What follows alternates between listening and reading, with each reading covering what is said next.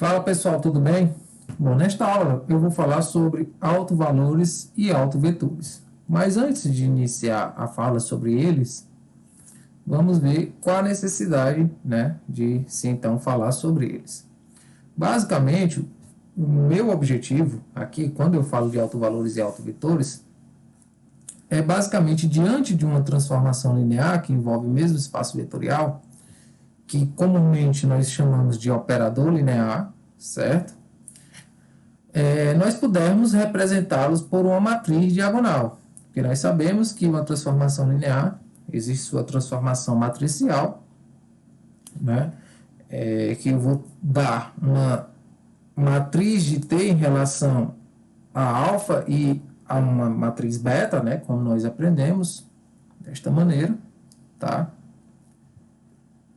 Só que o objetivo aqui, por se envolver, como nós vimos, espaços vetoriais do mesmo espaço vetorial, essa notação se resume a esta, E quando você tem aí alfa sendo a base canônica, você simplesmente escreve desta maneira, tá? Então, nós aprendemos essas notações. Essa aqui seria uma maneira geral, essa aqui é quando você tem um operador linear, ou seja, espaços vetoriais que são iguais tanto no domínio quanto no contradomínio, e aqui nós temos um caso especial em que o operador linear é basicamente a base canônica daquele espaço vetorial. Pois bem, nosso objetivo é pegar essa matriz e tentar torná-la diagonalizável, porque assim eu consigo ter algumas propriedades que vão facilitar aqui a conta, ok? Diremos que um operador linear, um operador linear definido sobre um espaço vetorial V de dimensão finita é diagonalizável quando for possível representá-lo por uma matriz diagonal em uma base de V, em uma determinada base de V. Não necessariamente essa base seria aí a base canônica, ok? Então, o objetivo dessa aula, a princípio, é a gente conseguir encontrar o que a gente vai chamar de autovalores e autovetores, também conhecidos como valores próprios e vetores próprios, tá? Então, seja uma transformação linear de V em V, um operador linear, por sua vez, um número real lambda será dito autovalor de T se existir um vetor não nulo, tá? Então, grifem esta afirmação. Um vetor deve ser não nulo, também de V, o vetorzinho Vzinho de V, tal que o T de Vzinho é igual a lambda vezes Vzinho, tá? Esse vetor Vzinho é chamado autovetor de T associado a lambda, ok? Então, basicamente, essa é a definição de autovalor e autovetor.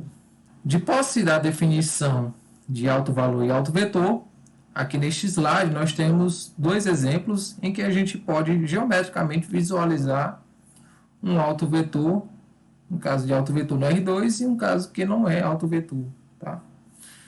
Na figura da esquerda, o vetor Vzinho é autovetor do operador linear T, que dilata V, porque lambda, o número real, é maior do que 1. Foi o que nós vimos na aula passada. Nós temos aqui o vetor Vzinho, tá?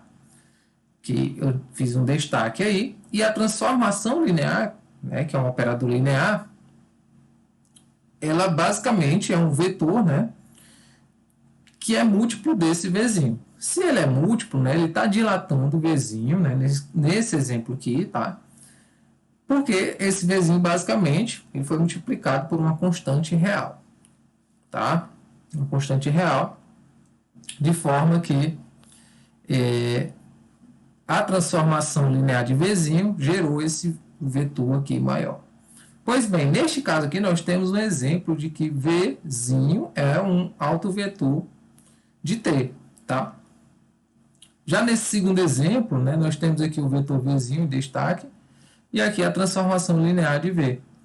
Observe que o T de Vzinho não é um múltiplo do vetor, não é múltiplo do vetor V, Ou seja, Vzinho, você não consegue obter T de Vzinho multiplicando V por uma determinada constante. Por esse motivo, você tem aí que Vzinho não é autovetor de T. Então, aqui um exemplo prático no R2, ok? Então, agora, neste exercício 7, nós vamos determinar os autovalores e os autovetores do operador linear, do R2 no R2, dado por essa seguinte lei de formação. Tá?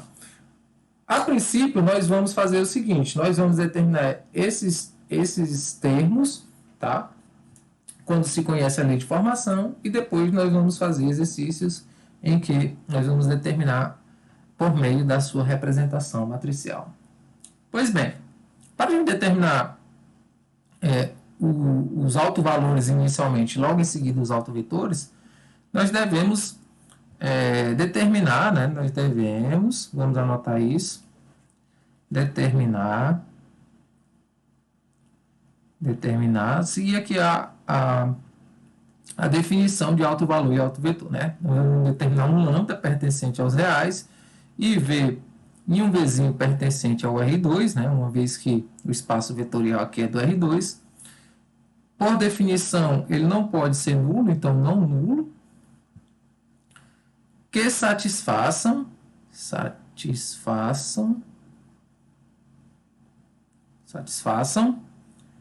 a equação. Qual é a equação que nós vimos da definição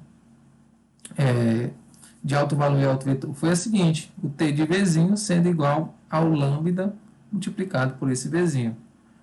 Então, logo, o que nós temos? Quando nós pegamos a relação aqui, né, a lei de formação dessa transformação linear, então, basicamente, nós pegamos o T de um Vzinho qualquer, né, então, essa é propriamente a lei de formação da função, então, 4x menos y, 2x mais y, e igualamos aí a um lambda multiplicado por um vetor genérico do R2, que a gente pode simbolizar aqui por xy, ok?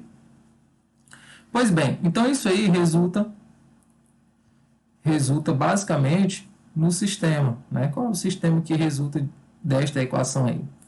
Resulta no sistema 4x menos y, né? Nós temos dois vetores, eles são iguais desde que as suas componentes sejam iguais. Logicamente, aqui você vai aplicar a propriedade distributiva, certo? Então, você teria 4x menos y igual a lambda que multiplica x e 2x mais y igual a lambda que multiplica y. Então, aqui nessa primeira parte, isolando o y, né, podemos fazer assim, nós teríamos que 4x, y é igual a 4x menos lambda x. E aí, quando eu substituo, vamos chamar isso aqui de 1, e isso aqui de 2, né? Então, substituindo 1 em 2, então, substituindo 1 em 2, o que nós temos aí? 2x mais o y, né, que por sua vez é 4x menos lambda x, igual a lambda que multiplica também, vamos substituir o valor de y, ou seja, 4x menos lambda x. Ok? Vamos passar aqui para o próximo slide. Eu teria aqui 2x mais 4x menos lambda x igual a 4 lambda x menos lambda ao quadrado x. Lambda ao quadrado x. Então, vamos lá. Quando eu trago tudo para o primeiro membro, vamos colocar numa questão de ordem a esses termos que tem lambda, né? Nós teríamos aí, então, lambda ao quadrado x. Esse termo vem para o primeiro membro com sinal trocado. Juntamente com esse menos lambda x, ficaria menos 5 lambda x. E a soma destes dois aí dariam aí 6x igual a 0. Então, observe que eu tenho uma equação quadrática, né? E, basicamente, eu tenho que encontrar as raízes. Mas, antes disso, perceba que eu posso aqui colocar x em evidência de forma que eu tenho lambda ao quadrado menos 5 lambda mais 6. Observe aqui uma coisa, igual a 0, né? Para isso aqui ser igual a 0, nós teríamos que ter x igual a 0, ou lambda ao quadrado menos 5 lambda mais 6 igual a zero. Então, vamos ver se para x igual a zero, vamos analisar se seria válido, né, esta solução. Perceba aqui, né, se a gente voltar ao slide, que y é dado em função de dois termos que dependem de x. Então, se de repente x for igual a zero, o y também será igual a zero.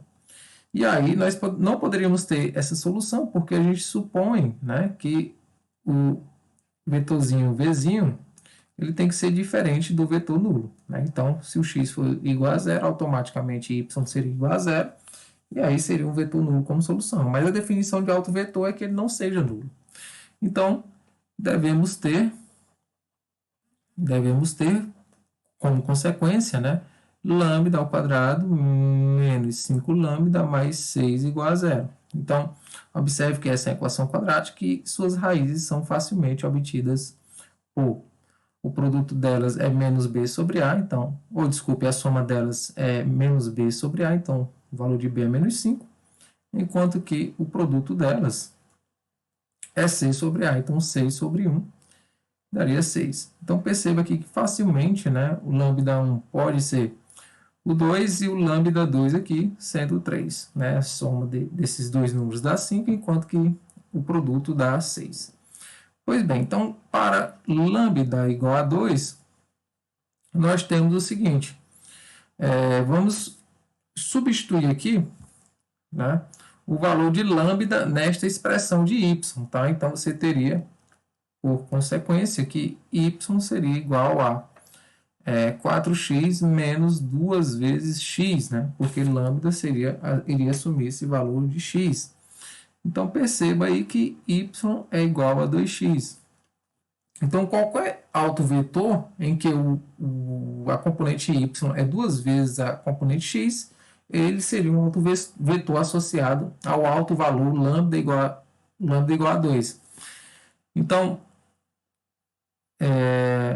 o vetor, a gente escreve assim, o vetor vzinho pertencente ao conjunto dos vetores em que a segunda componente é o dobro da segunda, tá? A gente escreve assim, esse x é um número real,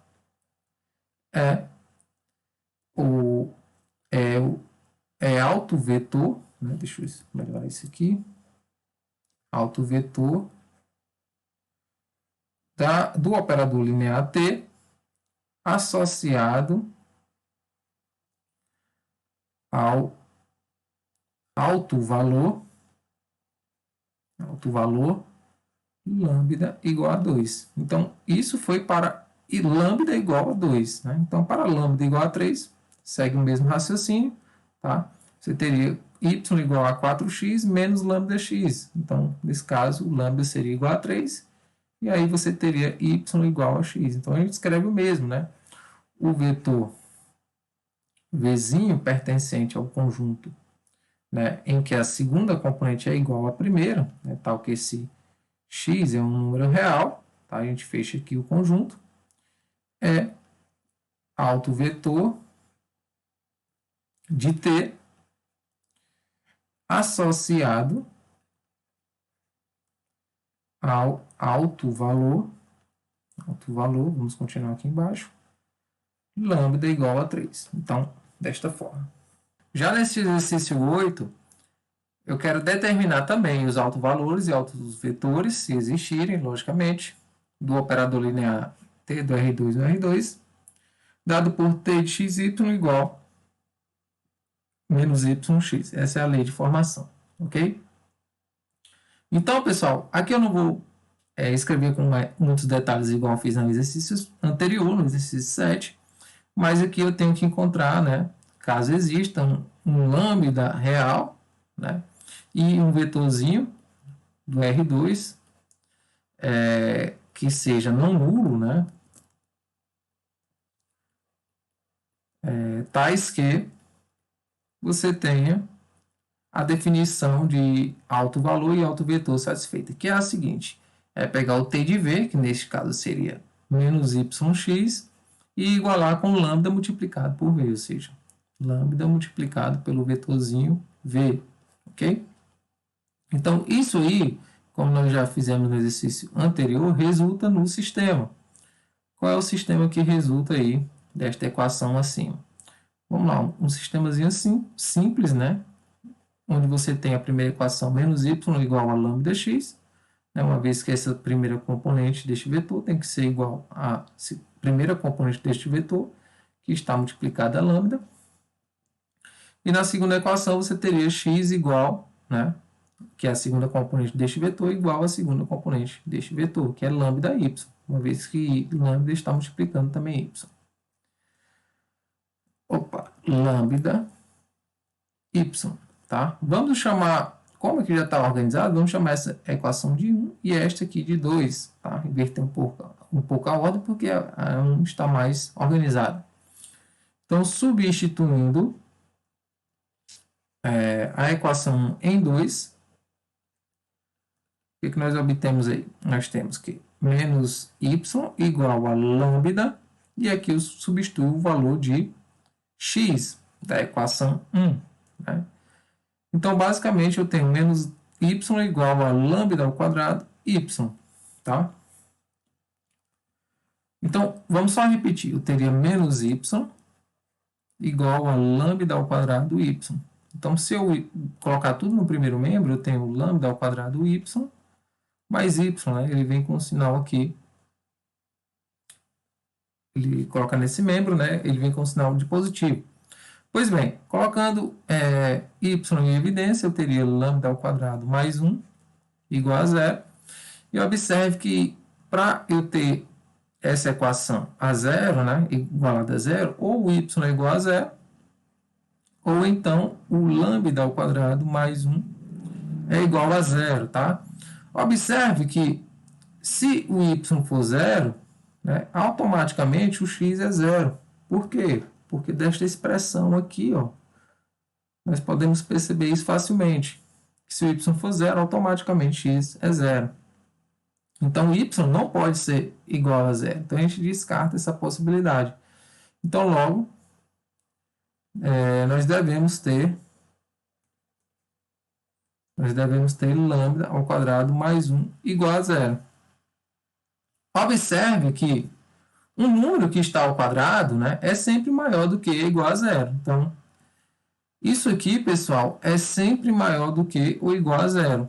Portanto, aqui não existe nenhum número real que torna essa equação nula, tá? Então, você poderia concluir que não existe lambda pertencente aos reais,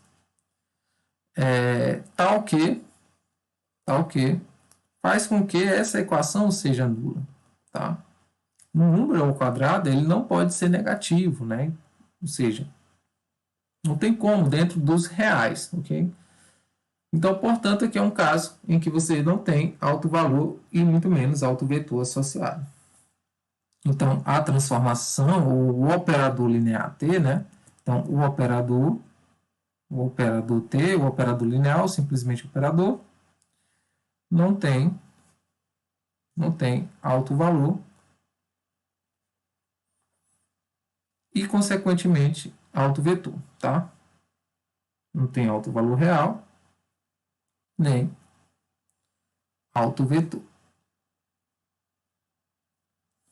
Pessoal, agora nós vamos ver a equação característica que dá origem ao que a gente vai chamar de polinômio característico, tá?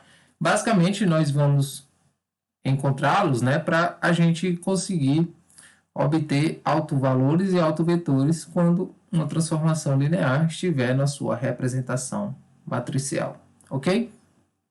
Então, seja uma matriz quadrada de ordem n, a determinação dos autovalores e autovetores do operador linear, dado por sua representação matricial, né? Observe aqui que as bases serão as bases canônicas, né, associada à matriz canônica A, é dada pelos vetores, pelos escalares lambda e os vetores vizinho do Rn, que satisfazem a equação. Basicamente, o que a gente vai fazer aqui é montar esta equação quando nos depararmos com a matriz associada à transformação linear. E aqui vem um artifíciozinho que a gente utiliza, né, uma vez que esta expressão aqui, né, é uma matriz A de ordem N, né? Matriz quadrada A de ordem N, porque a gente sabe, né, que eu ensinei para vocês que a transformação linear é do Rn ao Rn, então essa matriz A tem que ter esta ordem, ok? E aí, nós vamos nos utilizarmos de uma matriz identidade de ordem N, né? A matriz identidade, para quem não lembra, é uma matriz cujos elementos da diagonal principal são iguais a 1 e os demais são iguais a 0, ok? Então, a gente vai, sem perder a identidade aqui, multiplicar este segundo membro, né, pela matriz aqui identidade, tá? Eu posso fazer isso porque não vai alterar, né, esta representação matricial, tá? A identidade aqui seria um elemento neutro, né, vamos dizer assim, ok? Então, a identidade multiplicada por esta expressão, de forma que quando eu passo isso para o primeiro membro, ou simplesmente adiciono aqui a matriz oposta, né, ficaria desta forma, certo? E então, como essa matriz coordenada de V na base canônica está multiplicada à direita tanto, né, a, tá, como a identidade multiplicada por lambda, ok? Então, está multiplicada à direita, então, colocando em evidência, né, essa matriz fica multiplicada à direita a esta expressão A menos a identidade multiplicada por lambda. Então, aqui nós temos basicamente um sistema de equações lineares, tá? Aqui é um sistema de equações lineares homogêneo, tá? Porque está igualado aqui a esta matriz nula de n equações e n incógnitas. Pois bem, esta expressão aqui, pelo fato, né, de o autovetor não ser um vetor nulo, né, então esta equação ela é satisfeita desde que esse Vzinho, essa matriz coordenada de V, seja diferente do vetor nulo, certo? Então, nesse sentido, o que deve ser igual a zero é esta matriz aqui, que é basicamente a matriz dos coeficientes desse sistema de equações lineares 2, certo? Então, é o que vem aqui no próximo slide. Tá? Então, como V deve ser não nulo, deve-se ter esta matriz dos coeficientes igual a zero. Esta equação é conhecida como equação característica, tá? Uma matriz dos coeficientes. Então, o sistema, ainda falando sobre esse sistema 2, né, onde a matriz dos coeficientes deve ser igual a zero, esse sistema vai ter solução diferente da trivial desde que o determinante desta matriz seja igual a zero, tá? Então, isso aqui é uma propriedade que envolve aí sistema de equações lineares homogêneo, tá? Então, isso aqui deve ser igual a zero para que o sistema admita uma solução não trivial, ou seja, aquela em que o vetor V não seja nulo. Pois bem, esse primeiro membro aqui, esse determinante, vai me gerar um polinômio em y, tá? Conhecido como polinômio característico. E, por sua vez, se isso aqui é um polinômio em y de grau n, então suas raízes são as próprias soluções desta equação aqui.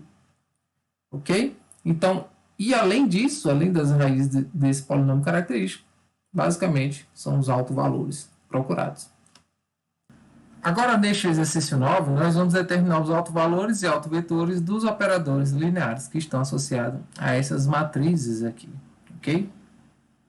Então, basicamente, na letra A, nós poderíamos entender como um operador linear, pelo fato da matriz ser quadrada de ordem 2, nós poderíamos muito bem entender como um operador linear do R2 no R2, enquanto que na letra B, né, como a matriz quadrada de ordem 3, nós poderíamos também entender como um operador linear do R3 no R3. Ok? Então, o que nós vamos entender aqui é que para essas matrizes vão existir aí transformações lineares, né? Em que eu vou representá-las que estariam associadas a essas matrizes, ou seja, elas seriam iguais a A multiplicado por esse Vzinho aqui. Tá? Considerando que as bases que nós estamos tomando são as bases canônicas a base canônica do espaço vetorial aqui em questão, tá? Ok. Então, se a gente pegar esta letra A, então vamos pegar aqui essa expressão da letra A e colocar no próximo slide para resolver, ok? Então, aqui a expressão, a matriz da letra A, ok? Então, inicialmente, né, sem demorar muito, nós vamos aqui montar a equação característica, tá? Foi o que a gente viu, né? Montar a equação característica. A equação característica. Quem ficou com dúvida, volta um pouco os slides e assiste novamente. Que ela é do tipo A menos a matriz de identidade multiplicada por um lambda real, tá? Então, isso aqui igualado a zero, então nós vimos que esse lambda aí seria um candidato a alto valor, tá? Então, a gente basicamente faz isso. Eu vou fazer a princípio, né, esta equação, tá? Então, o que a gente faz? A seria esta matriz dada na questão, tá? Então, a gente repete ela aqui. Ela é uma matriz do tipo 2 por 2, tá? 2 por 2, então eu vou, neste caso, né, tomar uma matriz de identidade de ordem 2, tá? Então, quem seria essa matriz de identidade? Seria a matriz que tem os elementos da diagonal principal igual a 1 e os demais aí iguais a 0, tá? Eu multiplico por esse número real lambda e igualo isso ao zero.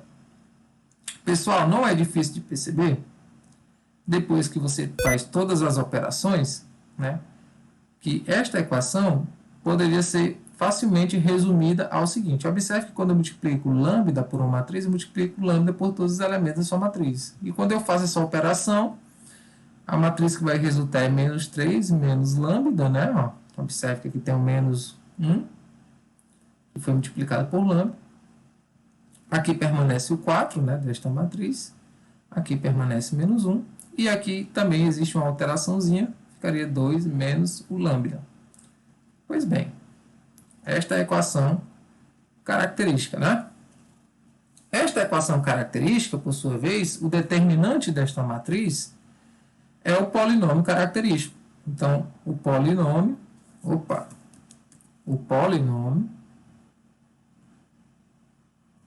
característico é o determinante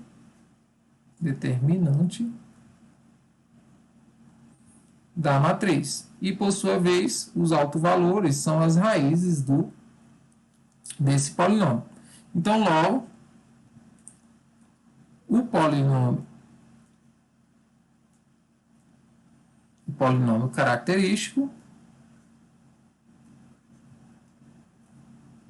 PY, né, é quem? O determinante desta matriz, ou seja, um polinômio de y, né, vai ser quem? O determinante dessa matriz aí. E aí existem duas notações para a gente utilizar o determinante. Ou você coloca det dessa matriz, ou em vez de colocar colchetes, você coloca barras, porque essas barras já significam, né, que você está aí se referindo não à matriz mais, e sim ao determinante dela.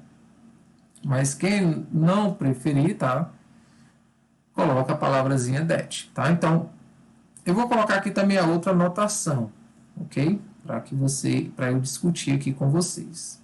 Se você usa de forma equivocada a barra vertical, então, a partir de agora, não use mais. Tá bom? Então, deixa eu discutir aqui essas duas notações para determinante. Acredito que vocês já saibam, né? Mas nunca é muito para você discutir isso. Olha só, o determinante ele pode ser simbolizado por duas barras, assim, tá? Ou então você coloca det seguido da matriz. Aqui você está se referindo ao determinante da matriz. Se você eventualmente usa barra para representar a matriz, saiba que barras assim verticais são representação de determinante, enquanto que os colchetes, sim, né, ou parênteses, você representa a matriz.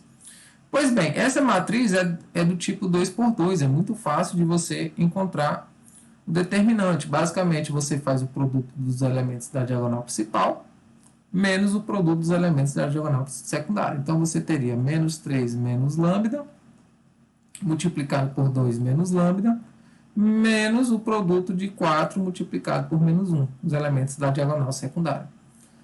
Ok? Então, aplicando o distributivo aqui, tá?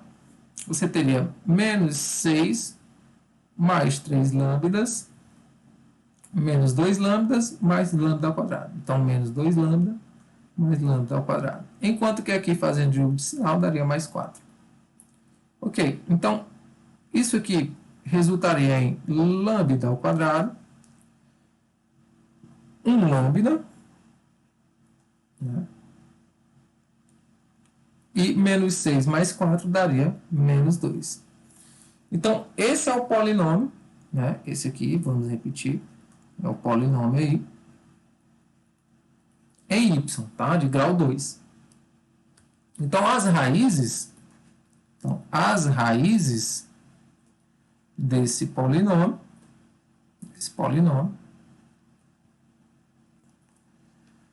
são os autovalores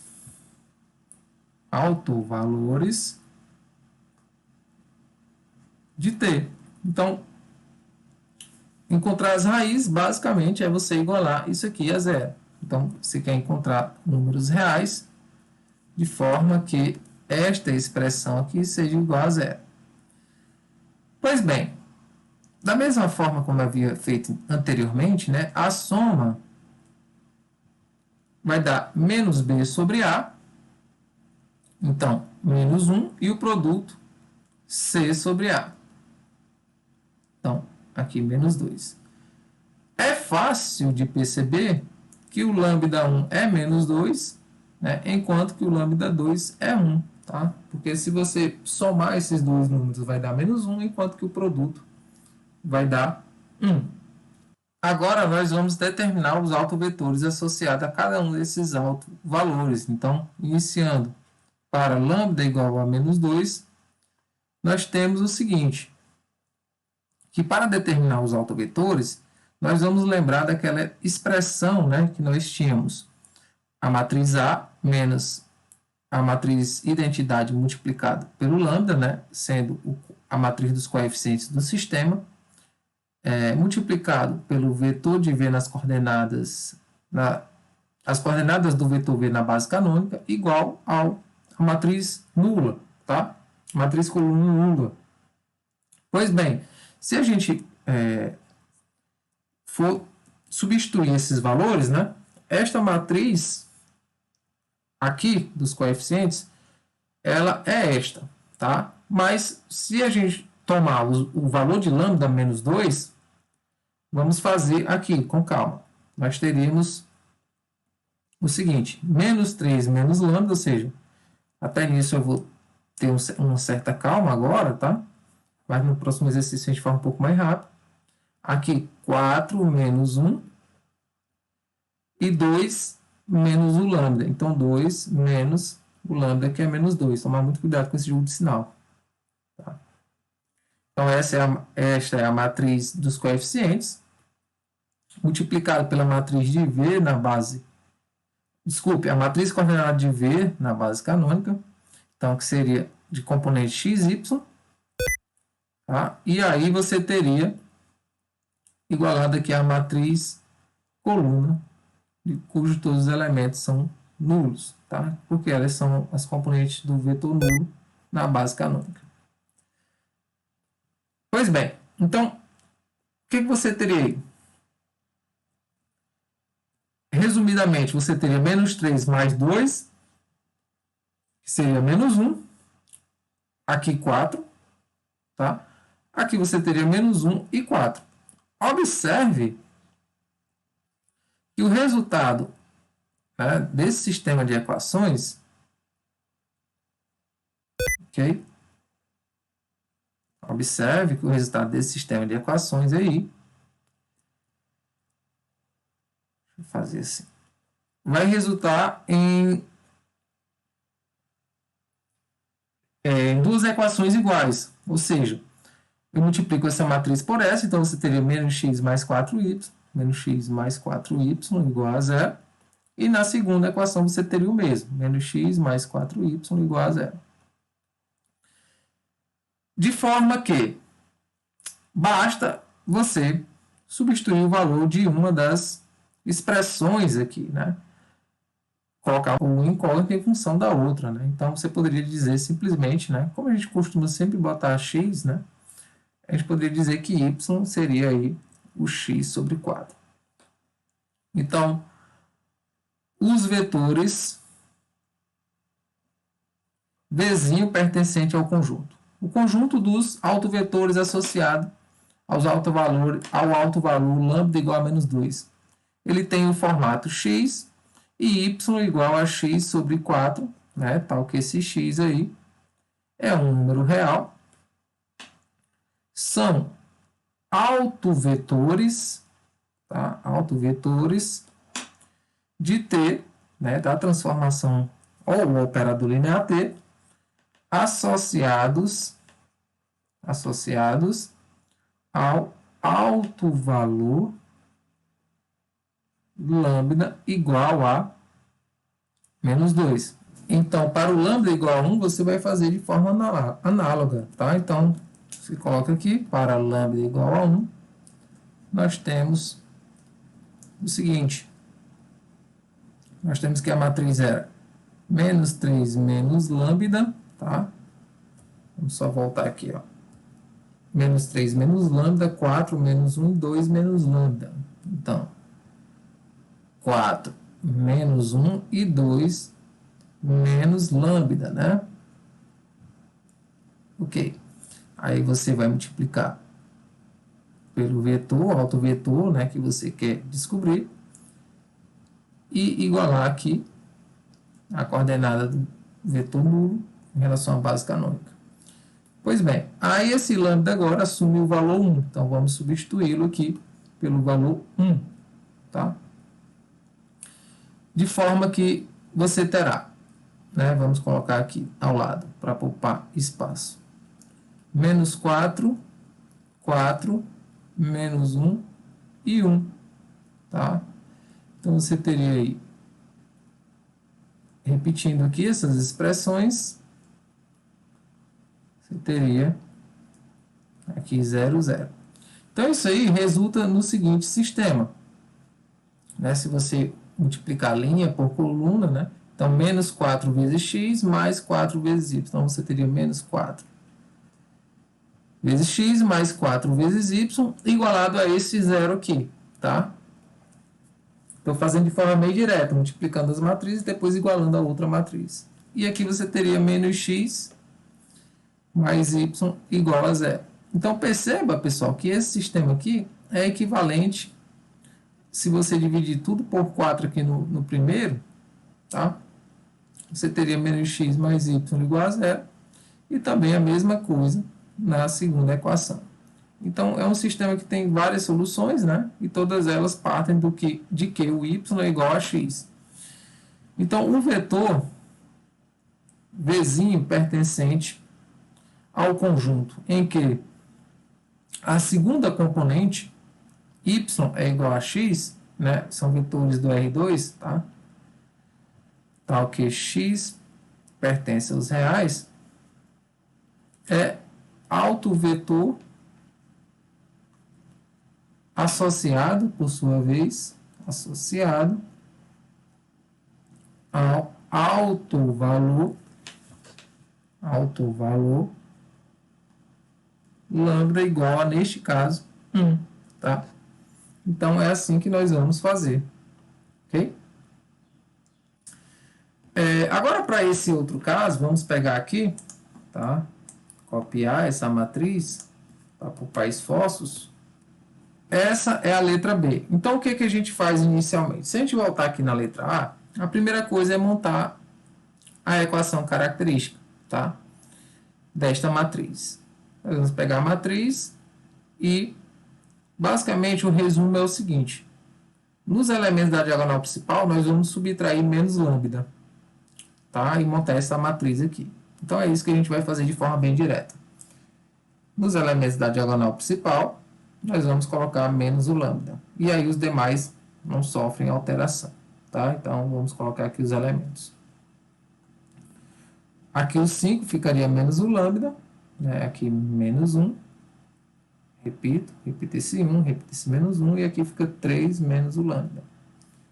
Então essa aqui é o que a gente chama de equação característica, né? Obviamente, isso aqui é o vetor nulo que vai ser representado em relação à base canônica. Então, pessoal, logo o polinômio característico, logo o polinômio característico P de y ora, nós aprendemos que o polinômio de grau, no caso aqui 3, né, será o determinante daquela matriz de slide anterior, que é 3 menos y, desculpe, 3 menos lambda, menos 1, 1, menos 1, 5 menos lambda, menos 1, 1, menos 1 e 3 menos lambda, tá? Aqui, pessoal, você deve calcular o determinante de uma matriz de ordem 3. Basicamente, a gente pode utilizar aqui a regra de Sarri, que é a mais difundida, onde você repete as duas colunas aqui ao lado, tá? Quem ainda não está por dentro dessa técnica, vocês podem pesquisar aí na internet que facilmente vocês encontram, né? Que é a regra de Sarri, que se escreve assim, tá? Então procurem aí, façam essa busca e vocês encontrarão essa forma de calcular o determinante, em que você multiplica esses elementos aqui, que estão na mesma direção da diagonal principal, tá? Você faz essa multiplicação, por exemplo, essa multiplicação aqui dará 1, a multiplicação desses elementos também dará 1, e essa aqui vai dar um termo um pouco extenso, 3 menos lambda, que multiplica 5 menos lambda, que multiplica 3 menos lambda, novamente. Aí você também faz produto aqui dos elementos da diagonal secundária e aquelas diagonais que têm mesma direção, tá? Também você faz isso. Então aqui daria, ó, nessa primeira diagonal, 5 menos lambda, menos 1 vezes 3 menos lambda é simplesmente 3 menos lambda. Aqui 3 menos lambda vezes menos 1 vezes menos 1 é 3 menos lambda também. Então aqui esses elementos aqui você soma e esses aqui também você soma. De forma que o determinante vai ser dado por 3 menos lambda, que multiplica 5 menos lambda. Primeiro esse, tá? Você chama esse aqui de 1. E esse aqui de 2, por exemplo. 3 menos lambda. Soma primeiro os elementos de 1. Então, mais 1. E subtrai com a soma dos elementos, né, de 2. Vamos só tirar isso aqui. Chamar isso aqui de 1. Que seria aí 5 menos lambda. Tá? Vou fazer o seguinte, vou abrir um parêntese para depois fazer o jogo de sinal. Então, eu somo com esse 3 menos lambda e esse outro 3 menos lambda. Então, mais 3 menos lambda, mais 3 menos lambda. Pessoal, aí é muita conta, eu fiz aqui por fora e eu encontrei a seguinte expressão. Menos 1 que multiplica lambda menos 2 já de forma fatorada, tá? Lambda menos 3 e lambda menos 6. Então, quem são os valores que anulam isso aqui? São justamente os altos valores, né? Então, os altos valores de T associada à matriz inicial são basicamente lambda, que eu vou chamar de lambda 1 igual a 2, né? Observe que 2 anula isso. chamar de lambda 2 o valor 3, porque 3 também anula isso, e o lambda 3 igual ao valor que anula essa expressão toda. Observe que se for 6 aqui, também anula. Tá bom? E aí, basicamente, o que a gente vai fazer agora, né, é determinar os autovetores associados a esses autovalores. Tá certo? Então, vamos fazer no próximo slide. Então, os autovetores, V, né, da forma x, y, z, pertencente ao R3, né, de lambda igual ao primeiro autovalor, né, no caso, lambda 1 igual a 2, satisfazem a equação. Que equação é essa? A equação que a gente faz é o seguinte.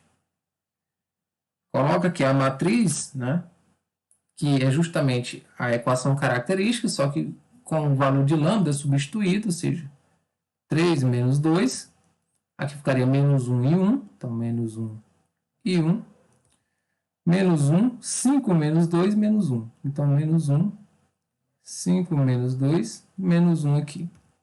Então, repito essa terceira linha. 1 menos 1 e 3 menos lambda. Então, 1 menos 1, 3 menos 2. Então, se você lembrar dos slides anteriores, né, essa equação característica fica multiplicada pela matriz de V a matriz coordenada de V na base canônica, que é simplesmente x, y, z, tá? Igualado à matriz coordenada do vetor nulo na base canônica, que é essa matriz coluna, cujos elementos são zero, ou seja, simplesmente uma matriz coluna nula, né? Então, isso aí, se a gente for fazer o ajeitamento disso, né, resulta em, vamos lá, resulta no quê? Basicamente, deixa eu fazer aqui com calma, você tem os seguintes valores, né? 1 menos 1 e 1, menos 1, 3 e menos 1, e aqui 1, menos 1, 3 e menos 2, tá? Então, a gente fecha essa matriz aqui, tá certo? Vamos repetir aquela outra lá, x, y, z.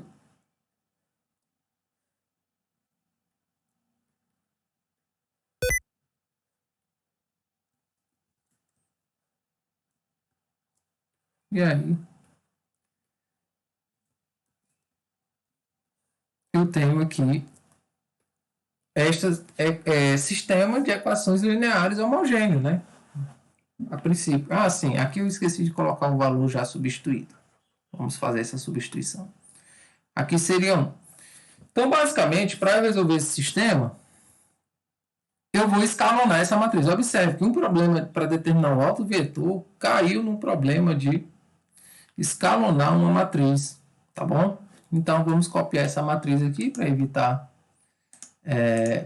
a gente escrever no próximo slide, porque basicamente o que a gente vai fazer é escaloná-la aqui para finalmente determinar uma solução, tá? Então, o que eu vou fazer aqui? Eu vou transformar a linha 2 e a linha 3.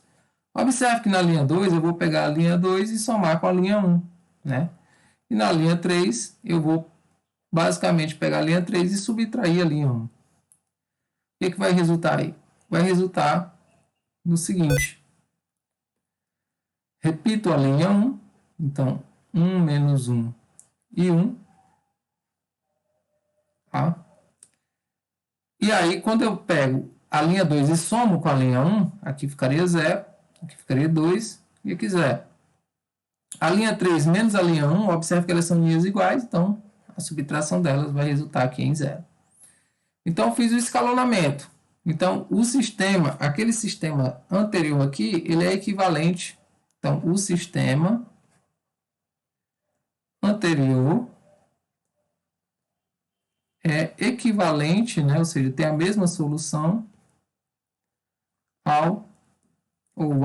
o sistema. É equivalente a Vamos lá. A esse sistema cuja essa matriz está escalonada, ou seja, tem a mesma solução. Você repete aqui a matriz, né? E aí coloca aqui a matriz coordenada de V na base canônica, tá?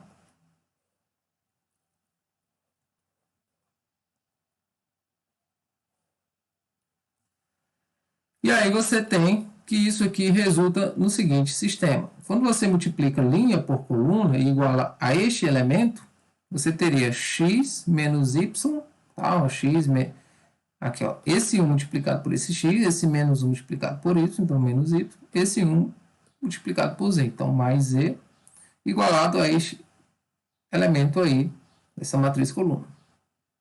Observe que agora você vai ter 0 vezes y, mais 2 vezes y, então somente 2 vezes y, que 0 vezes z. Então, 2y igual a 0. E na terceira linha, multiplicada por essa coluna, tudo vai ser 0. Então, basta representar assim. Então, observe que de cara o y vai ser igual a 0. Né? Então, se o y é igual a 0, na equação 1 você teria x menos 0 mais z igual a 0. Então, você pode escrever o z aí, ou x em função de z. Vamos escrever o z em função de x. Então, você tem que z é igual a menos x. Então, portanto, os autovetores, pessoal, então, portanto, V pertencente ao conjunto. Como é esse conjunto? X, onde o y é 0 e o z é menos x, né? O vetor do R3, tá? Que esse x é um número real, tá? É um autovetor, né? Então, observe que existe uma infinidade de vetores que satisfazem isso, né? Então, esse Vzinho é um autovetor de T associado ao alto valor lambda 1, que no caso aqui foi dado sendo igual a 2, né? Observe aqui que nós fizemos o cálculo apenas para esse primeiro alto valor. Então, eu não vou fazer para os demais, porque o raciocínio é análogo, ok? O raciocínio é análogo. Não tem segredo. Nesse exercício 10, né, eu digo que os vetores V1 de coordenadas 1, 1 e V2 de coordenadas 2, menos 1 são vetores próprios, né, ou autovetores. Coloquei esse nome aqui para instigar também, né, eu posso chamar assim, os autovetores. De um operador linear, P do R2 no R2, associados aos valores próprios, né, que são altos valores. Lambda 1 igual a 5 e lambda 2 igual a menos 1, respectivamente. Determinar a imagem do vetor V igual a 4 de componentes 4, 1. Então, basicamente, o que a questão está pedindo é calcular a imagem desse vetor aí, né? Ou seja, calcular a imagem do vetor 4 e 1. Mas observe que a lei de formação dessa transformação linear não foi dada, né? Então, como que a gente poderia fazer esta questão, uma vez que a lei de formação não foi dada? Então, basicamente, pessoal, o que a gente poderia verificar aí é o fato, né, de que eu entrego dois autovetores, né? Depois nós vamos ver uma propriedade interessante sobre eles, né? Que eu consigo ter a imagem, né, desses autovetores e nós vamos ver que esses autovetores são, na verdade, uma base, podem formar uma base, né, do operador linear. Então, o conceito de autovetor, né, de alto valor, vamos lembrar aqui, e autovetor é o seguinte, é que a imagem do vetor V sendo igual a lambda vezes esse vetor Vzinho, né? Nós aprendemos por definição isso aqui, tá bom? Nós aprendemos por definição isso aí. E, detalhe, esses dois vetores que foram dados aqui, né? que são autovetores próprios, eles são basicamente uma base do R2, tá? E além do mais, pelo fato de eles serem autovetores associados a esses autovalores, você pode, apesar de não conhecer a transformação linear, você diz que a, a imagem desses vetores pela transformação linear T vai ser dada pelo lambda, né, que no caso esse primeiro vetor está associado ao lambda 1, que é 5, multiplicado pelo próprio vetor vizinho, ou seja, 1 e 1. Então, assim, por mais que eu não conheça a lei de formação, aqui eu já consigo ter, né, a imagem desses vetores. Por outro lado, se você quiser calcular aqui a imagem do vetor 2 e menos 1, você tem que seria igual ao alto valor, né, que é menos 1, multiplicado por esse mesmo vetor, que é 2, de componentes 2 e menos 1. Então, a imagem deste vetor 2 menos 1 vai ser dada por menos 2 e 1, ok? Então, olha só, eu tenho a imagem de dois vetores, né? E sei que esses vetores são linearmente dependentes. Então, lembre-se daquele teorema lá que a gente viu no início, né? Antes mesmo de ver autovalores e autovetores, de ver representação de uma transformação linear por matriz, que ele dizia o seguinte: ora, quando você conhece aqui uma base, né, do R2, por exemplo, dois vetores, e da mesma forma você conhece aqui as imagens deles, né, então você consegue determinar esta transformação linear. Então, se isso aqui é base, né, se isso aqui é base do espaço vetorial, então você consegue determinar esta transformação linear. De fato, ó, eu tenho aqui dois vetores, dois autovalores, né, que são os vetores 1 e 1 e 2 e menos 1. Conheço também as imagens deles, né, apesar de não ter sido dada, mas eu consigo obter pela definição de autovalor e autovetor. Então, tenho as imagens deles. Então, essa transformação linear T, ela está definida, ela é única. E aí, uma vez eu tendo a lei de formação, eu consigo encontrar a imagem deste vetor aí em específico, tá bom? Então, basicamente, esse é o procedimento. Então, o que a gente vai dizer agora é que qualquer vetor do R3, então, qualquer vetor do R2, então, qualquer vetor xy pertencente ao R2 pode ser escrito na forma. Qual é a forma que ele pode ser escrito? Vamos lá. Ele pode ser escrito como combinação linear desses vetores que são autovetores da transformação linear T. Uma vez que todo mundo já sabe o motivo, né, de eu poder escrever desta forma. Eita. Só um instante. Me perdi aqui. Por quê? Por que eu posso escrever como combinação? Porque esses dois vetores aqui, em questão, deixa eu destacá-los, eles são linearmente independentes, né? Eles não são múltiplos. E uma vez que eles são linearmente independentes, eles geram, né, também o R2, o basta dois vetores. E logo eles podem ser base. Então, de posse dessas informações, eu posso escrever qualquer vetor do R2 como combinação linear deles. Então, resulta no sistema. Qual é o sistema que vai resultar desta equação assim? Ó? É o sistema A mais 2B igual a X, né? E A menos B igual a Y. Né? Não vou explicar isso porque eu já fiz bastante.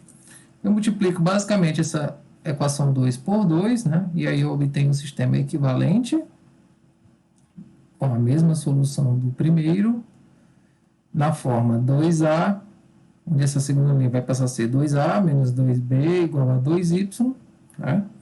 E aí, quando eu aplico aqui a técnica da soma, né? Você tem 3A igual a x mais 2y. Então, se você trouxer bem para cá, você tem que A é igual a x mais 2y sobre 3. Pois bem, para descobrir o valor de B, né, eu posso pegar essa equação aqui, tá? E aí substituo o valor de A nela. Você teria x mais 2y sobre 3 mais 2b igual a x. Então, isola B, de forma que 2b é igual a x menos, aí trago aquela expressão todinha aqui para o segundo membro, x mais 2y sobre 3, né? Faço MMC, ficaria aqui 3x, e aí eu faço jogo de sinal. Menos x menos 2y sobre 3. Né? Então, seguindo, eu tenho 2b igual. Essa diferença 3x menos x vai dar 2x menos 2y sobre 3. Opa, traço muito grande. De forma que, quando eu pego e divido tudo por 2, né, é fácil de perceber que o b vai ser somente x menos y sobre 3. Então, logo, todo vetor do R2 pode ser escrito como, né, todo vetor x, y do R2 pode ser escrito como o A, que no caso é x mais 2y sobre 3, multiplicado por este vetor, né, mais o B, né, que foi dado aqui, que é x menos y sobre 3, multiplicado por este vetor, 2 menos 1. Então, isso aqui, pessoal, determina, né, vamos seguir aqui, determina uma única transformação linear xy. Como é que ela vai ser dada? Vai ser dada da seguinte maneira. Transformação linear xy vai ser igual a este valor A, né? Vamos repeti-lo aqui, ou seja, x mais 2y sobre 3, vezes a transformação linear deste vetor, 1 e 1, mais o valor de B, que foi dado aqui, x menos y sobre 3, x menos y sobre 3, multiplicado pela transformação linear deste vetor, 2 menos 1. Então, basicamente, o que a gente vai fazer agora é colocar essas imagens, né, e, finalmente, ajeitar essa transformação linear. Aí a gente volta 2 slides, encontramos que a imagem deste vetor, né, é 5 e 5. Então, eu coloco aqui, ó, 5 e 5, mais B, né, que é x menos y sobre 3, e volto mais uma vez 2 slides para encontrar a imagem deste vetor, que é menos 2, 1. Então, é o vetor, é o vetor, só confirmando aqui, menos 2, 1, correto, menos 2, 1. Então, perceba que isso aí vai resultar na seguinte lei de formação. Nós vamos ter, né? Vamos fazer diretamente. Aplicando aqui a propriedade distributiva. Nós vamos ter 5x mais 10y sobre 3, né? Então, vamos fazer aqui direto. Aplicando a propriedade distributiva. 5x mais 10y, né? Aqui eu teria esse menos 2 distribuído com isso, então ficaria menos 2x mais 2y, tá? Então, tome cuidado. Sobre 3, né? Então, esse é o primeiro membro da minha transformação linear. O que mais? No segundo membro, eu teria essa distribuição também, né? Então, eu repito, 5x mais 10y. E aqui esse termo aqui distribuído com 1. Então, ficaria mais 1x menos 1y, tudo sobre 3. Ok. Então, olha só. Simplificando isso, eu teria aqui 5x menos 2x dá 3x. Esse 10y mais 2y dá 12y sobre 3. E aqui eu teria 6x mais 9y. Né? Observe que todos esses termos são divisíveis por 3, facilita bastante nossa vida. Né? Então, você tem x mais, aqui é o 3x sobre 3 dá 1, e 12 por 3 dá 4. Então, x mais 4y, e aqui simplesmente 2x mais 3y, pelo mesmo motivo. Então, se a gente perceber, de fato, ó, se eu calcular aqui o t, a imagem deste vetor 1, daria 5, e aqui 5. Né? Então, só para a gente tirar a prova, né? A imagem do vetor 2 menos 1, então imagine o x2 e o y igual a menos 1. Então, ficaria 2 menos 4. Então, isso aqui seria menos 2. Imagine mais uma vez x igual a 2 e y igual a menos 1. Então, ficaria 4 menos 3, daria 1. Pois bem, a lei de formação dessa transformação linear, vamos só repetir aqui, a questão, lembre-se, não quer isso, tá? Ela quer algo que decorre disso, né? Mas basicamente essa não seria a resposta. Então a gente tem que retomar sempre, né? Eu quero a imagem deste vetor 4 e 1. Então, portanto, né, finalmente, a imagem deste vetor de coordenadas 4 e 1 vai ser dada por 4 mais, né, no lugar de x eu coloco 4, no lugar de y eu coloco 1. 2 que multiplica 4 mais 3 que multiplica 1. Então, a imagem deste vetor de coordenadas 4 e 1, vamos fazer direto, aqui vai dar 8, aqui vai dar 8 mais 3, que é 11. Então, esta é a imagem deste vetor. O interessante, né, que eu consegui fazer isso com autovetores, que é justamente uma propriedade que envolve autovetores, tá? Que a gente vai ver agora. As propriedades dos autovalores e autovetores. A propriedade 1 diz o seguinte: se V é um autovetor associado ao autovalor lambda de um operador linear, qualquer vetor múltiplo por escalar de V, isto é, alfa que multiplica V, para qualquer alfa real, é também um autovetor de T associado a lambda. Tá? Então, qualquer múltiplo, né, de V também é um autovetor de T associado a esse autovalor lambda. É isso que essa propriedade está dizendo. Além disso, o conjunto S lambda de todos os autovetores de T associados ao autovalor lambda é um subespaço vetorial. Então, você consegue mostrar também que seria aí um subespaço vetorial. Faça esse exercício para demonstrar, ok? E a propriedade 2 é que vai me garantir aquilo que a gente fez no exercício anterior, que diz o seguinte: seja T uma transformação linear de V em V, um operador linear, e sejam C1, C2 e CR autovalores distintos de T. Se V1, V2 e VR são os autovetores associados a esses autovalores, né, respectivamente, então, esses autovetores formam um conjunto que é linearmente independente. Então, pelo fato de eles serem linearmente independentes, eles conseguem, né? Observe, se eles forem linearmente independentes e se eles geram V, né, eles automaticamente, né, são base de V. Então, é por isso que a gente, nesse exercício aqui, né, anterior, esses vetores são linearmente independentes, isso é bem fácil de ver, tá? Mas, de repente, uma transformação linear é do R4 no R4, e você conhece os autovetores, então você já pode tomar que eles são linearmente independentes, ok? É o que a propriedade está dizendo.